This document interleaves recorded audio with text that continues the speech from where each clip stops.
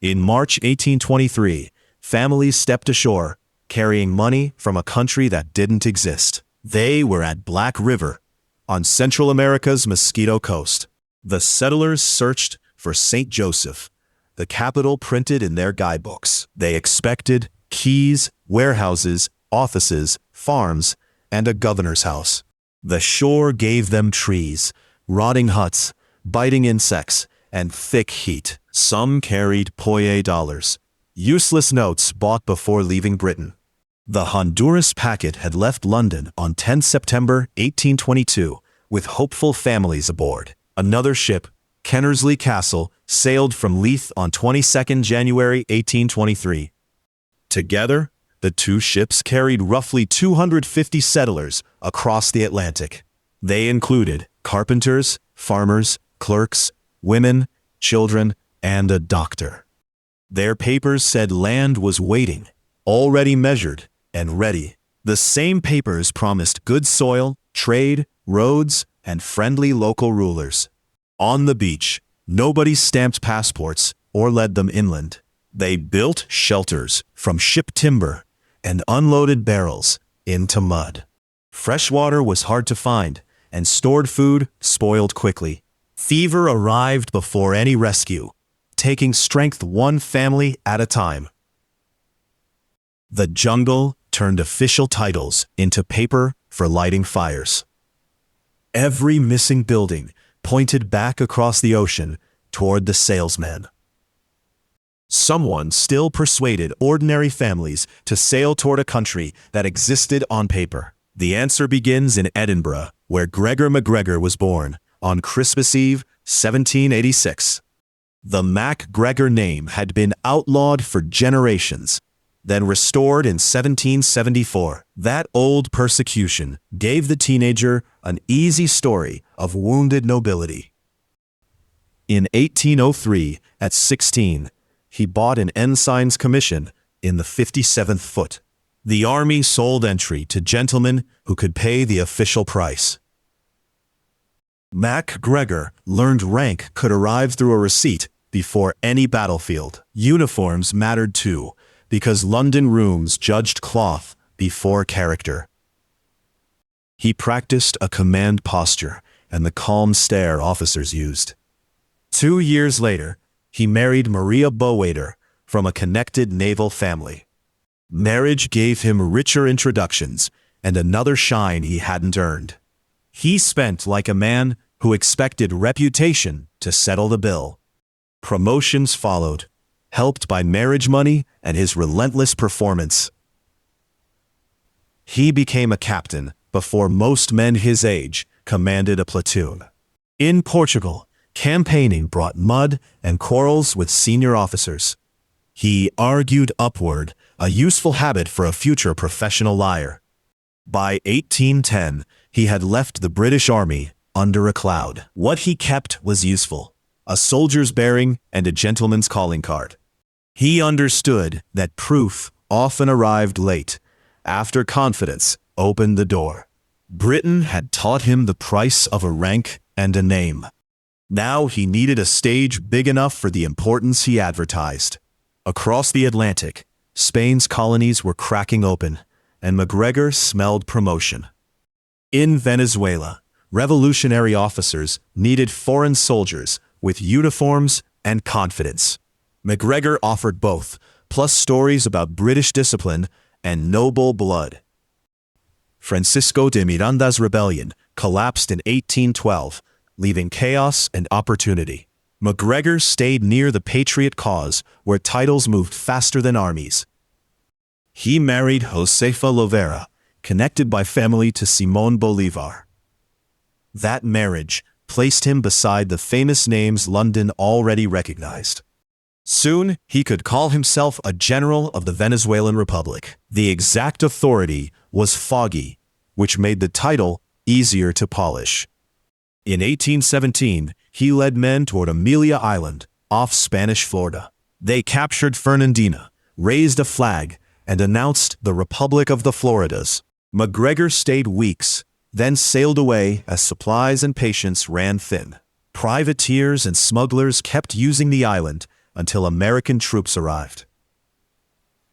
From far away, the messy raid could still sound like a conquest.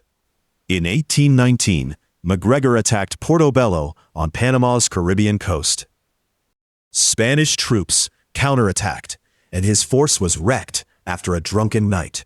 MacGregor escaped by boat, leaving many of his men behind. A year later, Rio de la Hacha gave him another disaster. He took the town briefly, then discipline broke, and Spanish pressure returned. Back in Britain, maps hid fever, panic, unpaid soldiers, and empty warehouses. Newspapers preferred the shorter version. General MacGregor had fought for liberty. By 1820, his failures helped shape the war hero image he was selling. In 1820, MacGregor produced the thing Britain respected most, a signed grant. He said ruler George Frederick Augustus had granted land near Black River. The claim covered roughly 8 million acres on the Mosquito Coast. On a map, that meant a slice of today's Honduras and Nicaragua. George Frederick Augustus ruled the Mosquito people, a group long tied to Britain. Those ties made the paper sound less like pure fantasy in London. MacGregor then upgraded a land claim into a country called Poyais. He gave himself the title Cazique, spelled grandly on official documents. To British ears, it sounded ancient and legally inconvenient to question. Poyais soon had a capital city, St. Joseph, placed neatly on paper. St. Joseph had streets, docks, warehouses, and public buildings in MacGregor's descriptions. The real shoreline held swamp, heat, insects, and dense forest around Black River. MacGregor's printed version offered fertile fields and easy trade with the Caribbean. He described timber, sugar, cotton, and coffee waiting for energetic settlers. A constitution appeared too, because every proper country needed rules.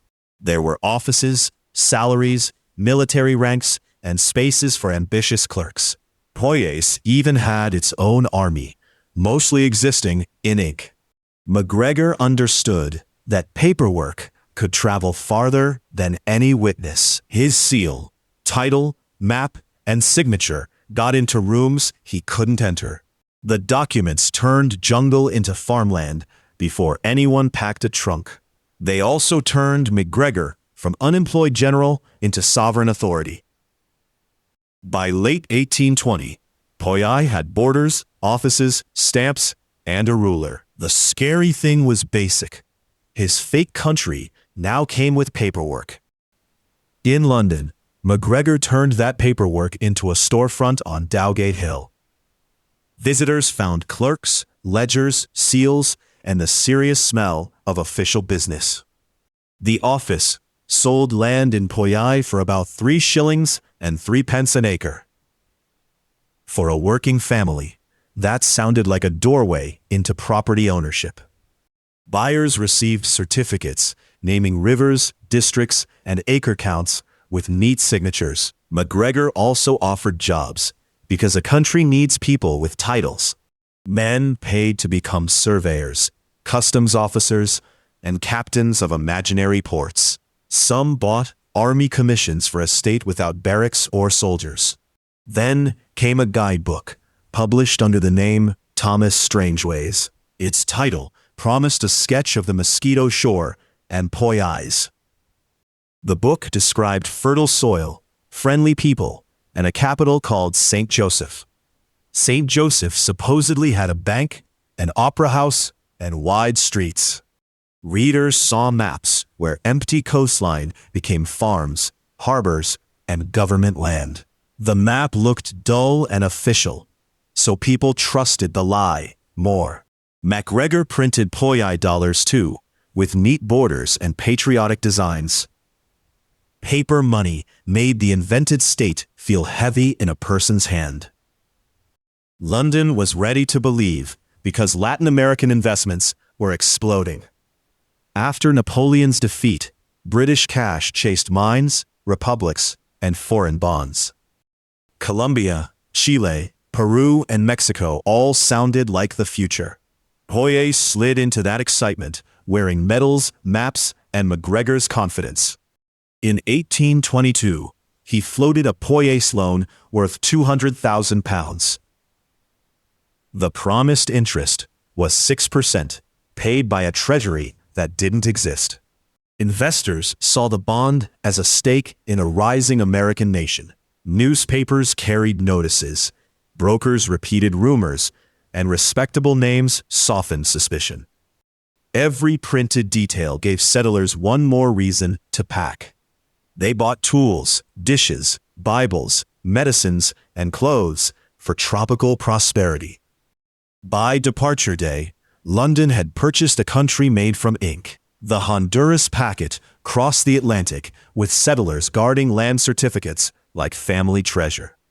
They reached the Mosquito Coast, expecting St. Joseph, MacGregor's promised capital. Instead, near Black River, they found trees, insects, and abandoned shore. They found empty ground, with no streets, cathedral, warehouses, or government house. Their printed maps had placed a city where jungle actually stood.